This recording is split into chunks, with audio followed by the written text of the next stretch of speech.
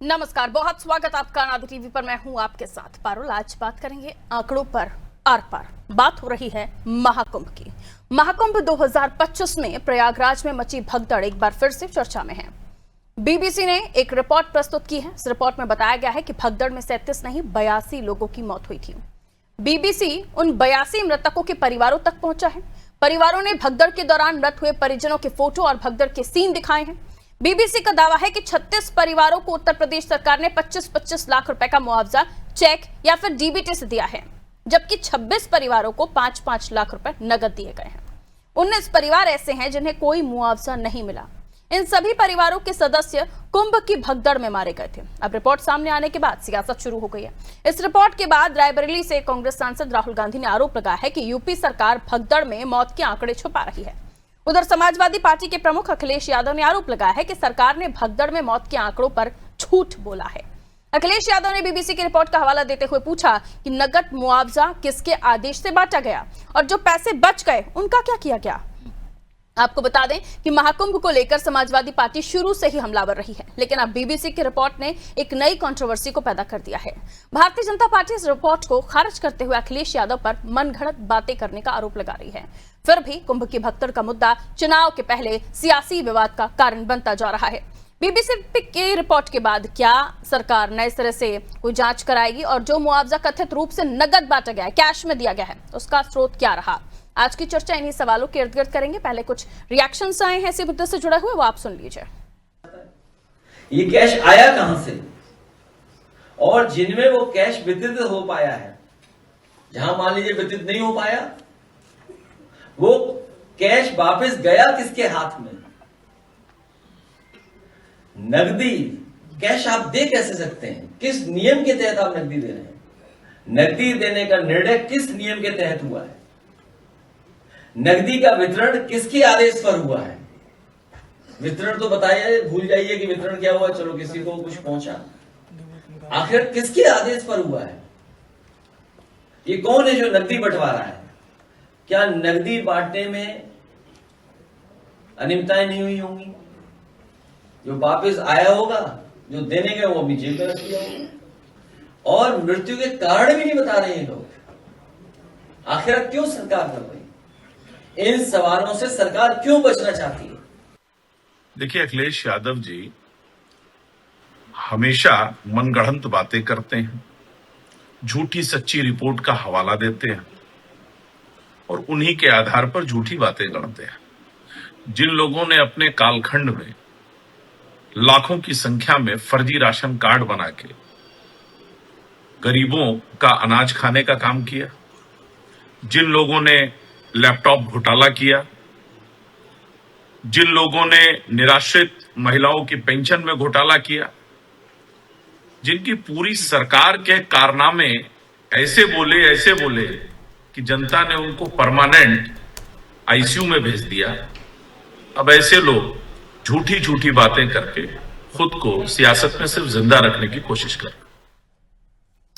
तो अखिलेश यादव बीबीसी की रिपोर्ट का हवाला देते हुए कह रहे हैं कि सरकार ने आंकड़ों पर झूठ बोला। महाकुंभ में हुई भगदड़ में 37 नहीं 82 मौतें हुई थी और वहीं जो मुआवजा बांटा गया उसमें कैश की बात सामने आ रही है कि आखिर किसने दिया, किस प्रोटोकॉल के किस नियम के तहत दिया गया। और वहीं बीजेपी ने वैसे झूठा बताया है कि अखिलेश यादव बेबुनियाद मनगढ़ंत आरोप लगा रहे हैं। लेकिन सवाल है कि अगर ये रिपोर्ट गलत है तो उस पर अब तक कोई एक्शन क्यों नहीं लिया गया, और अगर ये रिपोर्ट सही है तो सरकार को जांच करवाकर दूध का दूध पानी का पानी कर देना चाहिए कि कितनी जांचें हुई या कितनी जांचें नहीं हुई।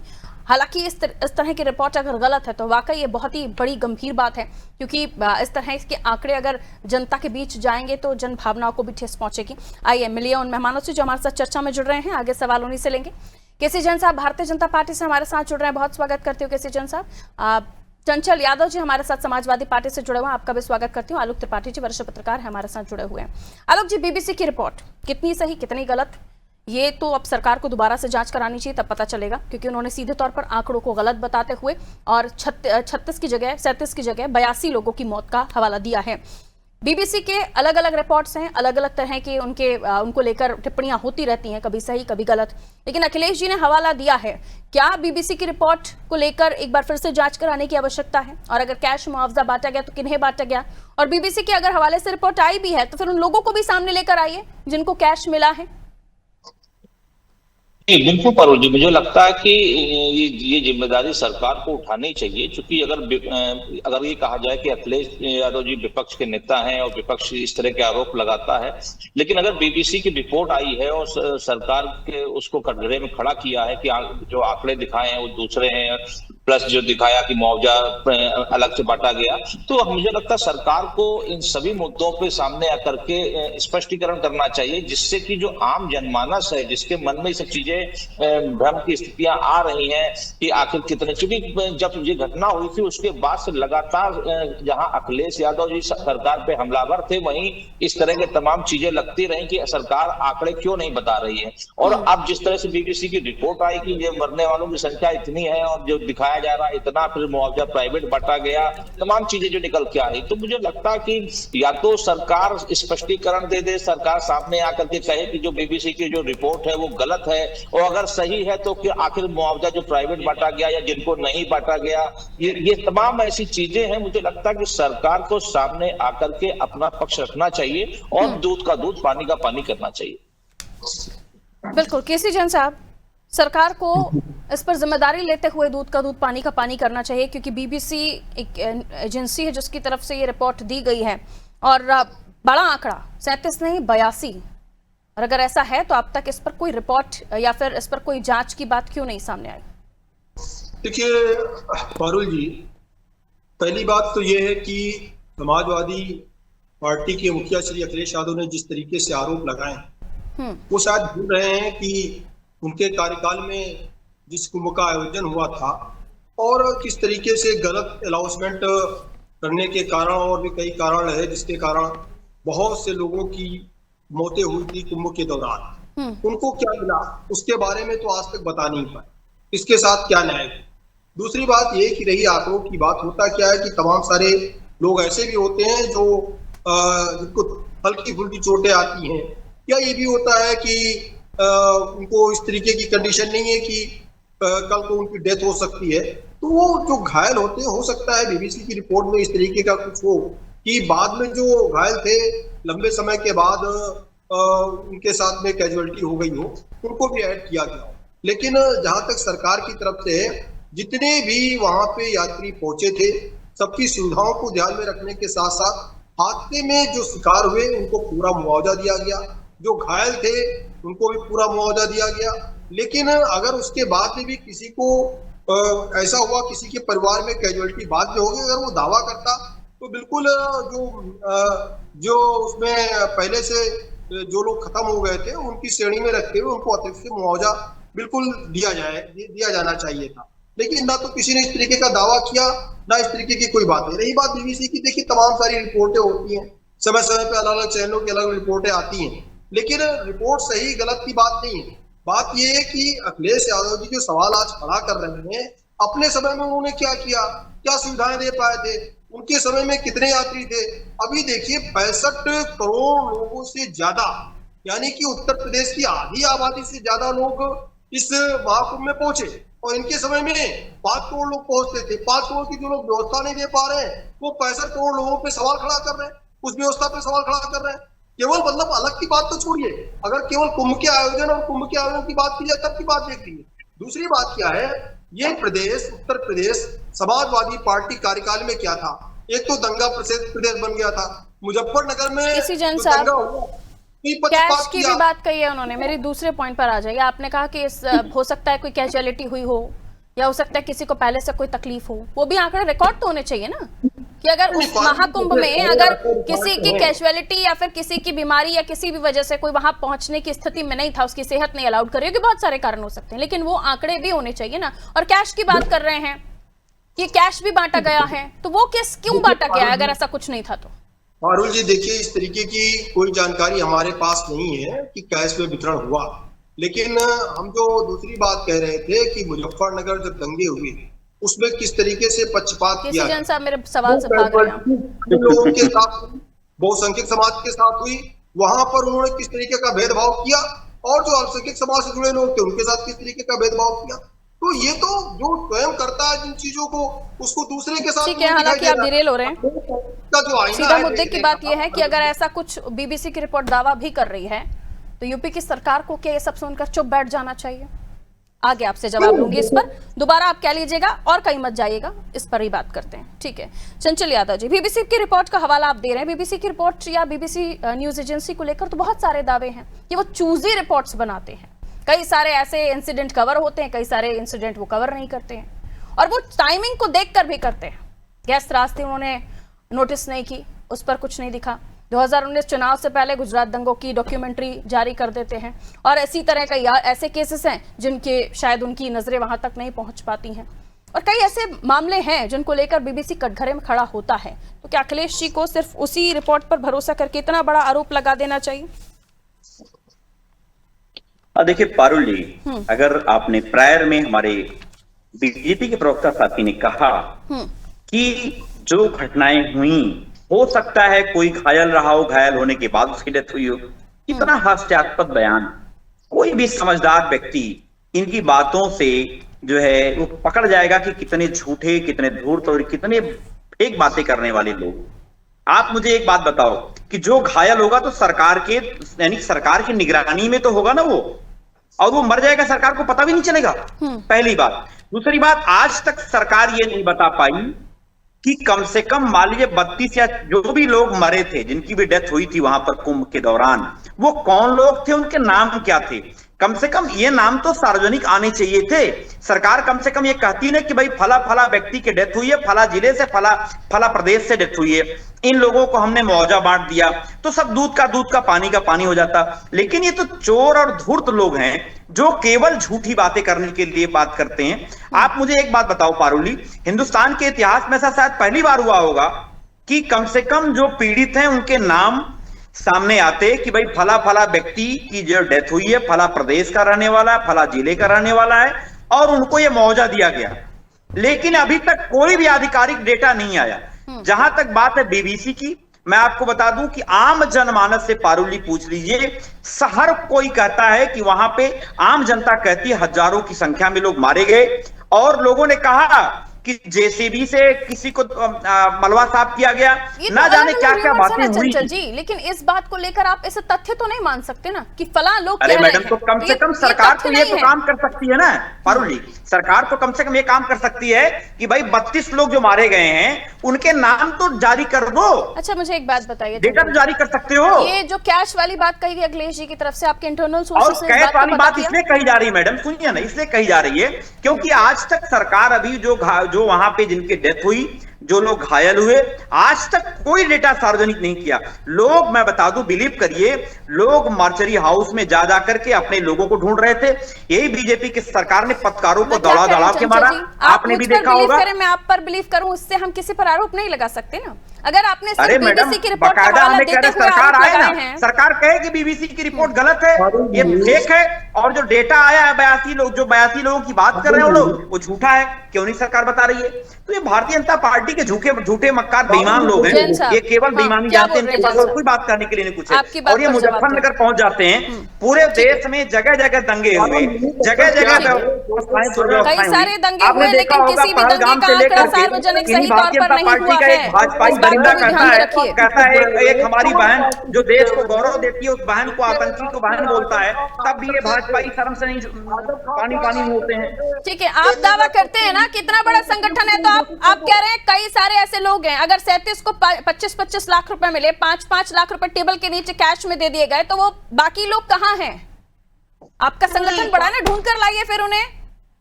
कौन थे कौन नहीं थे, कि आरोप बस यूं ही रिपोर्ट्स के हवाले से लगा देंगे? कहिए जैन साहब, जल्दी से कहिए।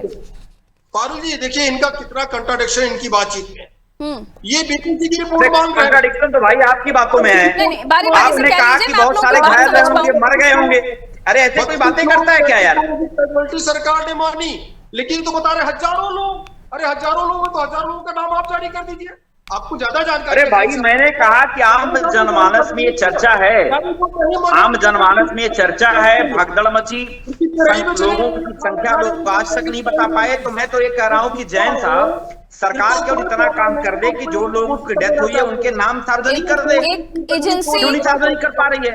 जिसका अपना ही एक नजरिया, ठीक है, लौटिए वापस लौटिए, रुक जाइए। एक एजेंसी जिसका अपना ही एक नजरिया है, जो चूजी रिपोर्टिंग कर रही है, अगर आप उसको डिटेल में देखें जैन साहब रुकिए, अगर आप उसको डिटेल में देखें तो चूजी रिपोर्टिंग कर रही है। आप देखिए सिख दंगों पर कौन सी डॉक्यूमेंट्री बनाई बीबीसी ने, भोपाल गैस त्रासदी पर कौन सी डॉक्यूमेंट्री बनाई बीबीसी ने। आप बताइए उनकी रिपोर्ट को लेकर अलग अलग जगह अलग अलग लोगों में अलग अलग धारणाएं हैं। जम्मू कश्मीर को भारत का अंग मानता है क्या बीबीसी? जम्मू कश्मीर की रिपोर्ट्स आप पढ़िए तो वहां कश्मीर में उग्रवादियों को क्या कभी आतंकवादी लिखा? जो वहां पर टेररिस्ट उनको लेकर कुछ लिखा? तो इसको लेकर अगर आप दावे कर रहे हैं, वो भी ऐसे पर्व पर जिसको सनातनियों ने अपना सबसे बड़ा महापर्व माना है, तो कुछ तो तथ्य रखिए, कुछ फैक्ट्स जरूरी है ना सर। आपने कह दिया, मैंने कह दिया, लोग ने, जनमानस ने कह दिया, उससे आरोप नहीं लगेंगे। ठीक है, वो काम बीबीसी, सुनिए, हमारे देश की गोदी मीडिया को काम करना चाहिए, तो वो काम बीबीसी ने कर दिखाया, बताया है बकायदा। आप उसके ऊपर सवाल खड़ा कर रहे हो, आप तथ्यात्मक बात करिए ना। मैं तो आपको तथ्य बता रही हूँ कि ये वही बीबीसी है जिसने सिख दंगों को कवर नहीं किया, ये वही बीबीसी है जिसने भोपाल त्रासदी को कवर नहीं किया। तो कह रहा हूँ, आप इनसे सवाल तो ये आपके लिए देश में भोपाल त्रासदी कुछ नहीं होगी, लेकिन हमने वो तस्वीरें देखी है, आप लोगों के लिए शायद वो सीरियस मैटर नहीं होगा, हमने वो देखा है। ठीक है, त्रिपाठी जी के पास जा रही हूँ। तो बीबीसी की 80 लोगों की रिपोर्ट क्यों मान रहे हैं आप? अरे भाई, आप तो ट्रम्प की चरणों में जाके नतमस्तक हो जाते हो। आप जो आज जो हमारी पूरे वर्ल्ड इकोनॉमी से लेकर के आज बेरोजगारी चरम पर है, भ्रष्टाचार चरम पर है, आप बात करने लायक रह नहीं गए हो। जनता आपको बात करने लायक छोड़ी नहीं है। आने वाले समय में, सुनिए, आने वाले समय में अब आपका कोई चारा नहीं चलने वाला है, और जो आपकी धुरतई है, जो बेईमानी है, वो जनता के सामने आ चुकी है। इस तरीके से आप लोग फेक आंकड़े प्रस्तुत करते हो, झूठे आंकड़े ला करके जनता को गुमराह करने का काम करते हो। लौट रही हूँ, रुक जाइए जरा त्रिपाठी जी। जैसे कि मैंने जिक्र किया कि कई सारी ऐसे बहुत बड़े इंसिडेंट हुए हैं देश में, ऐसे त्रासदियां हुई हैं जिसको बीबीसी ने कवर नहीं किया। और चलिए बीबीसी की रिपोर्ट को हम सच भी मान लें, तो क्या सिर्फ एक रिपोर्ट के हवाले से इतने बड़े महाकुंभ में जिसको लेकर आंकड़े जारी हुए हैं, 37 आंकड़े रिपोर्ट किए हैं, और बीजेपी ये भी कह रही है कि ऐसे भी लोग हैं जो उस हादसे में घायल हुए, उसके बाद उनकी मृत्यु होगी, ये भी वो मान रहे हैं उस चीज को लेकर। लेकिन वहां भी मैं कहूंगी कि उन्हें पर्याप्त आंकड़े जारी करने चाहिए, अगर ऐसा है भी तो भी पता होना चाहिए। लेकिन अगर टेबल के नीचे 5 लाख रुपए देने की बात आ रही है इन कैश, तो उसको भी तो लेकर प्रूफ होने चाहिए कि बीबीसी ने क्या दिया इसलिए हम मान लें। त्रिपाठी जी नहीं बिल्कुल पारुल जी, बीबीसी ने कई रिपोर्टों पर ऐसी चीजें आई हैं जिसपे प्रश्न खड़े हुए हैं, लेकिन मेरा मानना है कि अगर बीबीसी ने इस तरह की कोई रिपोर्ट दी और उसके बाद अगर यूपी के अगर सबसे बड़े विपक्ष दल के नेता ने अगर इस तरह का आरोप सरकार के ऊपर लगाए हैं, तो मुझे लगता है कि सरकार के पास मौका है कि वो बीबीसी की रिपोर्ट को भी खारिज कर दे और साथ में अखिलेश के जो दावे किए हैं उनको भी सार्वजनिक कर दे कि जो अखिलेश आरोप लगा रहे हैं बुनियाद है। तो मुझे लगता है कि सरकार को ये अच्छा मौका है, और इस तरह के जो आरोप लग रहे हैं, क्योंकि देखिए कुंभ या महाकुंभ जो था वो आस्था का केंद्र था और पूरा देश विदेश से लोग आए थे, बहुत बड़े लेवल पे वो आयोजन था। तो मुझे लगता है जब उसमें कार्यक्रम ये जो घटना हुई तो सभी के लिए ये चिंता का विषय थी, और उसके बाद से जिस तरह से अखिलेश यादव जी सरकार पर हमलावर थे और बीबीसी की रिपोर्ट आने के बाद उनको मौका फिर से मिल गया, तो मुझे लगता है कि सरकार अगर इसमें अपना पक्ष रख दे और जो भी लिस्ट है, देखिए हमेशा ये होता आया है जब भी इस तरह की घटना होती, चाहे अभी अहमदाबाद में प्लेन वाली घटना हुई, सभी के नाम सार्वजनिक कर दिए गए जिसमें कि सबको मुआवजा मिल जाए, और बल्कि सरकार तो ये कहती भी है कि अगर कोई छूट गया है तो वो अपना दावा करेगी तो सरकार उनको मुआवजा देगी। तो मुझे लगता है कि सरकार अगर इस तरह का कदम उठाती है तो बीबीसी को और साथ साथ समाजवादी पार्टी के मुखिया को भी उनका जवाब मिल जाएगा।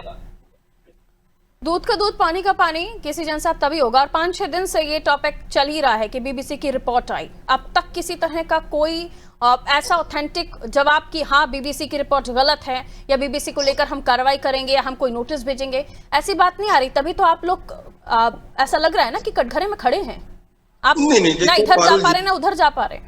पारुल जी देखिए बीबीसी ने क्या रिपोर्ट की है, उससे इधर आप ये देखिए कि अखिलेश यादव जी केवल उसी पीक का कंसंट्रेट क्यों हो। अभी आपने स्वयं भी बताया कि वो उनके लिए संजीवनी है, वो मुद्दा है उनके लिए आप लोगों को कटघरे में खड़ा करने का। तो ये आपके लिए वो न्यूज एजेंसी जो जम्मू कश्मीर को भारत का अभिन्न अंग नहीं मान रहा है उस पर भरोसा कर रहे हैं। दूसरी बात ये है कि ये लगातार अखिलेश यादव जी महाकुंभ पे सवाल उठाते हैं। पहले कहते थे ट्रेनें खाली जा रही, फिर कह रहे हैं वहां पे कोई व्यवस्था नहीं है, फिर कहा करोड़ों लोग कैसे पहुंच गए, क्यों इतना प्रचार कर दिया, यानी कि अपनी बातों में ही उलझते हुए अखिलेश यादव जी नजर आए। दरअसल क्या है कि ये जो सनातन का हिंदुत्व का इतना बड़ा आयोजन, सफल आयोजन हो गया, इस सफल आयोजन को समाजवादी पार्टी शुरू से पचा नहीं पा रही थी और आज तक वो पचा नहीं पा रही है। ये क्या करती है, इनका सिर्फ और सिर्फ सारा कंसंट्रेशन अल्पसंख्यक के नाम पर मुस्लिम वोटों पर है। यही कारण है कि लेकिन तब भी सवाल वहीं आके खड़ा होता है, क्या बीबीसी की इस रिपोर्ट पर कोई जवाब दिया जाएगा? क्या कोई जवाब इस पर दिया जाएगा? कोई नोटिस भेजा जाएगा या यूं ही इस टॉपिक को आप ठंडे बस्ते में डाल देंगे? पारुल जी, सरकार अपने स्तर पे जो विधिक कार्रवाई है वो करेगी, लेकिन जिस तरीके के आरोप समाजवादी पार्टी के मुखिया श्री अखिलेश यादव जी ने लगाए हैं वो बिल्कुल निराधार हैं, क्योंकि वो स्वयं शुरू से लेकर अब तक कार्रवाई करेंगे। कार्रवाई मतलब इस पर जांच भी होगी, सारी चीजें निकलकर सामने आएंगी। लेकिन ठीक है चंचल यादव, लेकिन क्या मुद्दे ढूंढे जा रहे हैं महाकुंभ को लेकर? अभी भी महाकुंभ की सफलता डाइजेस्ट नहीं हो रही है, किसी जन साहब कह रहे हैं कई। अब देखिए, खैर हम लोग तो हमेशा काम में विश्वास करते हैं और हमारी आस्था सदैव बनी रही है। और आपने देखा होगा जो सफल आयोजन हुआ था आदरणीय अखिलेश यादव जी के नेतृत्व में 2012 के दौरान, सुन लो भैया, सुन लो जैन साहब, अरे सुन तो लो आप, अरे भाई, अरे सुन तो लो भाई, सुनिए। और ये 65 करोड़ चिल्लाने वाले लोग, अभी जैन साहब इतने झूठे ये सब हैं, इतने बेईमान लोग ये हैं, इनको आप बताओ। आलोक त्रिपाठी इतने वरिष्ठ व्यक्ति आप हो, आप मुझे एक बात बता दो, मैं जिस ग्राम पंचायत से बिलोंग करता हूँ उस ग्राम पंचायत की आबादी 9000 है। सुनिए, 9000 में बमुश्किल 50 से 60 लोग गए थे कुंभ नहाने के लिए, और ये मक्कार लोग 140 करोड़ में कहते हैं कि 65 करोड़ लोग स्नान कराए। अरे भाई मेरे, यानी हर दूसरा व्यक्ति स्नान करने चला गया। होता है ना चंचल यादव, आंकड़े देते हो आप, महाकुंभ शुरू भी नहीं हुआ था मैडम। उससे पहले ही आप लोगों ने सवाल उठाना शुरू कर दिया, तो इसलिए भी कम से कम आप सोचिए, आप जिस गांव की रहने वाली होंगी, जिस मोहल्ले की रहने वाली होंगी, उस मोहल्ले का हर दूसरा व्यक्ति चला गया कुंभ स्नान करने के लिए। क्या झूठ बोलते हैं भारतीय जनता पार्टी के ये लोग। आपको आंकड़ों से दिक्कत हो रही है, जब भी मुंह खोलते हैं प्रधानमंत्री झूठ बोलते हैं, मुख्यमंत्री झूठ बोलता है, गृह मंत्री झूठ बोलता है। इनका सुबह से लेकर शाम तक केवल एक काम है, केवल झूठ बोलना। मैं तो इतनी बात कह रहा हूँ, जैन सुनो, जिस गांव के रहने वाले होगे, जिस मोहल्ले के रहने वाले होगे, उस मोहल्ले की आबादी निकाल लेना। वापस आई दिक्कत है क्योंकि बार बार महाकुंभ को लेकर समाजवादियों ने सवाल उठाए हैं, सपा ने सवाल उठाए हैं, चाहे वो खाली खंबे बगैर तार के दिखाए हो या कहीं खंबे नहीं दिखाए हो, फिर उसके बाद ट्रेनें खाली, फिर उसके बाद तमाम व्यवस्थाओं पर आरोप। एक सेकंड चंचल है, तो जो लोगों की डेथ हुई है, जो आपने डिक्लेयर किया है, उनके वो कह रही है ना, जो भी कार्रवाई होगी वो की जाएगी, उनको सार्वजनिक करिए। जो कार्रवाई होगी वो की जाएगी, वो कह तो रहे हैं उस बात को लेकर, वो कह रहे हैं इस बात को लेकर, लेकिन बार बार समाजवादी ने जो सवाल उठाए हैं ये उसी के आगे किस स्टेप से क्या परेशान है, बेरोजगार। ठीक है, मैं आलोक त्रिपाठी जी आपके पास आ रही हूँ, उस टॉपिक का कंक्लूजन मैं आपसे लूंगी, रुक जाइए प्लीज। वो बेचारा नौकरियां नहीं पा रहा है।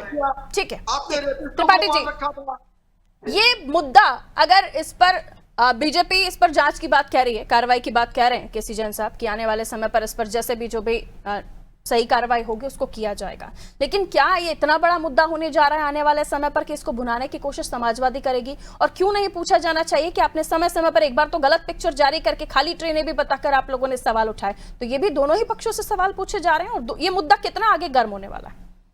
त्रिपाठी जी बहुत शॉर्ट में सर। जी पारुल जी, देखिए जब भी चाहे अखिलेश यादव जी ने जब ट्रेनों की फोटो दी थी तो उसमें उनकी किरकिरी हुई थी, उससे कोई इनकार नहीं कर सकता। तो मुझे जब भी देखिए कोई बड़ा नेता इस तरह के आप बगैर सोचे समझे इस तरह के अगर आरोप लगाते हैं तो ये सोचना पड़ेगा आपको कि अगर वो आरोप झूठे सिद्ध होते हैं तो कहीं ना कहीं आपकी पार्टी की आपकी किरकिरी होगी। लेकिन सरकार अगर इस मामले में थोड़ा आगे बढ़ करके स्पष्टीकरण दे देती है और लिस्ट जारी कर देती है तो मुझे लगता है बीबीसी के साथ साथ जो अखिलेश यादव आरोप लगा रहे हैं, जिसको मुद्दा बनाने का प्रयास कर रहे हैं, वो मुद्दा नहीं बना पाएंगे। जनता को भी स्पष्ट समझ में आ जाएगा कि जो आरोप महाकुंभ से लेके आज तक लग रहे हैं वो आरोप झूठे हैं। तो मुझे लगता है इसमें सरकार को ही पहल करनी पड़ेगी और इस तरह के आरोप दोबारा ना लग पाए, ये मुद्दा ना बन पाए, क्योंकि मुझे लगता है कि अगर इस तरह की चीजें रही तो आने वाले चुनाव में भी ये मुद्दा बनेगा। तो सरकार को शांत रहने के बजाय इस पर खुल के सामने आना पड़ेगा और अपना पक्ष रखना पड़ेगा। बहुत शुक्रिया आप सभी का हमारे साथ जुड़ने के लिए। बीबीसी की रिपोर्ट को लेकर इतना बड़ा जो घटनाक्रम वो हुआ है या सियासत हो रही है वो इसलिए भी हो रही है क्योंकि 37 से लेकर सीधे 82 का आंकड़ा बीबीसी ने दे दिया है। बीबीसी की रिपोर्टिंग को लेकर समय समय पर अलग अलग जगहों पर प्रतिक्रियाएं हैं। वो बताती हैं कि बीबीसी ने क्या चूजी रिपोर्टिंग की है। सिख दंगों का मैंने जिक्र किया, भोपाल गैस त्रासदी का मैंने जिक्र किया। क्या इन चीजों को कवर किया? कहा जाता है कि राम मंदिर को लेकर जो आंदोलन हुआ, जिन कार सेवकों की मौत हुई, उसको तक बीबीसी ने कवर नहीं किया और उल्टा उन्हें हिंदू उग्रवादी कहा था। कश्मीर में उग्रवादी जो इस तरह की घटनाएं अब तक हुई हैं, आतंकवाद की घटनाएं हुई हैं, वहां उन्हें आतंकवादी कभी नहीं कहा बीबीसी ने। ऐसे कई सारी चीजें हैं, मेरे शब्द नहीं है, पब्लिक डोमेन में उपलब्ध हैं, आप जाकर चेक कर सकते हैं। लेकिन सवाल ये है कि एक रिपोर्ट आई, उसके बाद आंकड़ों पर बात होने लगी, ये पूछा गया कि आखिर ये कैश इतना किसको, कैसे, किसने दिया। इस पर भी सरकार को मुझे लगता है जांच करने की आवश्यकता है, क्योंकि जिम्मेदारी तो लेनी होगी। दीजिए इजाजत, नमस्कार।